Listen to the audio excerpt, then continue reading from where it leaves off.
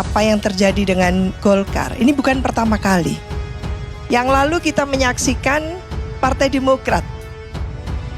Mendadak ada KLB di Deli Serdang. Bagaimana ceritanya gitu. Golkar kena giliran sekarang. Ini yang juga mengagetkan. Dan tentu ini yang menurut saya menjadi presiden buruk bagi kehidupan politik kita dan dampaknya terhadap demokrasi. Karena bagaimanapun juga nantinya gitu ya, dengan Golkar katakan ditarik mundur seperti ini, itu akan sangat merugikan bagi institusi Golkar dan semua kader Golkar. Dua tokoh ini selalu ada di depan, sehingga pernyataan Bahlil, pernyataan LBP yang kali ini terjadi, itu adalah dalam teori dramaturgi, itu sesungguhnya panggung depan.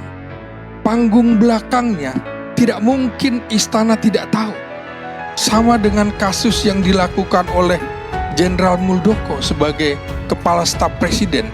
Tidak mungkin Presiden Jokowi tidak tahu apa yang dilakukan. Setiap menteri pasti harus melaporkan apa yang dilakukannya. Jadi sama, apa yang dilakukan Menteri Bahlil, apa yang dilakukan Menteri LBP ini, dalam panggung belakang patut diduga ada yang bermain, ada istana. Nah, mengintrusi partai atas nama apapun gitu ya. Nah, ini yang harus dibuka juga ke publik. Siapa sebetulnya dalangnya kan gitu ya. Mengapa mendadak ada yang ingin gitu ya menggantikan ketua umum? Mengapa tidak sabar? Padahal Pak Erlangga sudah mengatakan silakan ganti nanti ketua umum, menunggu sampai Munas 2024. Hitungan bulan kok kan gitu. Nah, jadi menurut saya kita harus taat hukum. Oleh karena itu memang sampai hari ini kita tidak menyaksikan resistensi dari Golkar yang sedang diintrusi tadi itu. Saya setuju bahwa memang ada faktor internal dan eksternal yang mungkin bisa bekerja sama untuk menggoyang Golkar gitu ya secara signifikan. Karena itu memang dilematis bagi Erlangga Hartarto, belum lagi mendapatkan tantangan misalnya KLB dan lain sebagainya seandainya dia Balilo. Tapi jangan